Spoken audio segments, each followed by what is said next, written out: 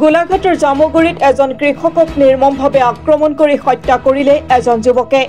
জামুগুৰি থানাৰ অন্তৰ্গত নগুৰা গাঁৱৰ নিবাসী ৪৭ বছৰীয়া অবিবাহিত যুৱক সঞ্জীৱ দত্ত নামৰ কৃষকজনে ঘৰৰ পৰা বাইকেৰে কৃষি পথাৰলৈ গৈ থকা অৱস্থাত প্ৰাঞ্জল শইকীয়া নামৰ এজন যুৱকে আগভেটি সঞ্জীৱ দত্তক বেয়াকৈ শাৰীৰিকভাৱে আক্ৰমণ কৰি পেলাই থৈ যোৱাৰ অভিযোগ উত্থাপিত হৈছে। তেজেৰে লুতুৰি পুতুৰি অৱস্থাত থকা কৃষকজনক চিকিৎসালয়লৈ লৈ যোৱা হৈছিল যদিও মৃত্যু হয় সঞ্জীৱ দত্তৰ। জানিব পৰা মতে সঞ্জীৱ দত্তৰ পৰা প্ৰাঞ্জল শইকীয়াই টকা ধাৰলৈ লৈছিল আৰু সেই টকা লেনা দেনাক লৈ দীৰ্ঘদিন ধৰি সংঘাতৰ সৃষ্টি হৈ আহিছিল আৰু সেই কাৰণেই এই হত্যাকাণ্ড সংঘটিত কৰাৰ সন্দেহ সকলোৰে। কি হৈছিল আপোনালোক কি হৈছিল কি হৈছিল আমাক আগতে কেনেকৈ গম পাব আপোনাক কিয় এৰেষ্ট কৰিছে আপোনাক কিয় এৰেষ্ট কৰিছিল তেতিয়াহ'লে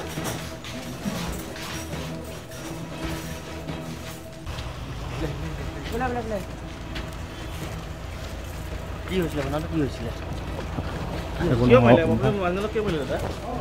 কি হৈছিল আমাক আগতে কেনেকৈ গম পাব আপোনাক কিয় এৰেষ্ট কৰিছে আপোনাক কিয় এৰেষ্ট কৰিছিল তেতিয়াহ'লে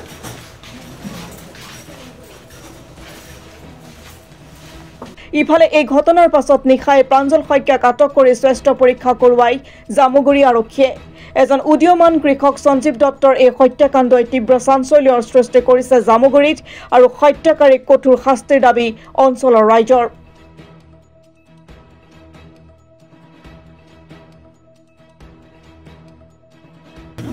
মানে আমাৰ খুৰা আপোনাৰ প্ৰায় সময়ত এতিয়া 4 দিনমান বাজিছিল ঘৰলৈ আহিলে। ঘৰত ভাত পানী খাই বৈ JCB এখন কিনিছিল আজি এসপ্তাহমান হৈছে। JCB চাই কৰি আহি মেলি আপোনাৰ ঘৰলৈ আপোনাৰ য'ত বহাত থাকে খেতি কৰে তেখেতে আজি আপোনাৰ তাত 6-7 বছৰ ধৰি খেতি কৰি আছে। খেতি কৰি থাকোঁতে আপোনাৰ গৈ মেলি আপোনাৰ জামগুৰি ষ্টেচনৰ বেক চাইডে তাতেই সংঘটনাটো হয়। সংঘটনা হোৱাৰ পিছত আপোনাৰ সন্দেহ কৰিছে আমাৰ গাঁৱৰে আপোনাৰ ওচৰৰ গাঁও এখন কলজান বুলি কয়। গাঁওখনৰ এজন ব্যক্তিৰ নাম ওলাইছে আমাৰ গোটেই গাঁওখনে। তেখেতৰ নাম প্ৰাঞ্জল শইকীয়া। তাৰ লগতে আপোনাৰ দেখিছে বুলি কৈছে আপোনাৰ নিগনি বুলি কয় আপোনাৰ মই সঠিক নামটো নাজানো দুলুমণি শইকীয়া বুলি কয়। তেখেতসকলে দেখিছে আমাক খবৰ দিছে মানে তেখেত সেইটো সময়ত আহিছিলে আপোনাৰ 108 যিটো ঘটনা হৈছিলে তাৰ আগমুহূৰ্তত তেখেতে সেইটো ৰাস্তাত যোৱা দেখিছে।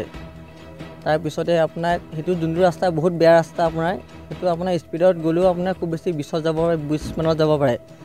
সেইটো স্পীড ইমান গৈ মেলি আপোনাৰ মুখত দুখ পাইছে, মুখত দাঁত চাত ভাঙিছে, বুকুত ঘুচা পৰিছে, মূৰত আপোনাৰ তিনিটামান আপোনাৰ ৰদে নে কিবাই মাৰিছে। আপোনাৰ কোনে মাৰিছে মানে সন্দেহ কৰিছে সেইকেইজনৰ পিছত সন্দেহ কৰিছে আপোনাৰ এতিয়া আমাৰ গোলাঘাটলৈ আনিছিলে। গোলাঘাটৰ পৰা ডাইৰেক্ট আপোনাৰ যোৰহাটলৈ ট্ৰেন্সফাৰ কৰিছিলে। যোৰহাটত ডক্টৰে কৈছে এইটো এক্সিডেণ্ট নহয় মানুহে মাৰিছে বুলি কৈছে। বাইকত গৈ আছিলে আপোনাৰ। তাৰপৰা এতিয়া খুৰা আমাৰ ডেথ হ'ল। এতিয়া নাৰ্ছিং প্ৰাঞ্জল শইকীয়া লগত আৰু এজন ব্যক্তি আছিলে বুলি কৈছে। মই চিনি নাপাওঁ মই সঠিককৈ সেইজনৰ নাম, কিন্তু ওচৰৰ মানুহে কৈছে আপোনাৰ আৰক্ষীয়ে তেওঁক এৰেষ্ট কৰিছে। বাকী কেইজনক যোনজনক সন্দেহ কৰিছে যোনজনক আপোনাৰ নাম কৈছে তেখেতসকলক আজি এতিয়ালৈকে আপোনাৰ এৰেষ্ট কৰা নাই। আপোনাৰ অসীম দত্ত তেওঁ ঘৰ আমাৰ নুগুৰা চকিয়াল ডিং। কি কাম কৰে? খেতি কৰে। এটা কিবা পইচা লেনদেনৰ কথা ওলাইছে। পইচা লেনদেনৰ কথা ইমান সঠিককৈ মই গম পোৱা নাই, কিন্তু তেখেতে কি একেলগে ভাত পানী খাই তেখেতৰ বহাতে গৈ থাকেগৈ আপোনাৰ দিনে ৰাতিয়ে থাকেগৈ একেলগে খাই বৈ।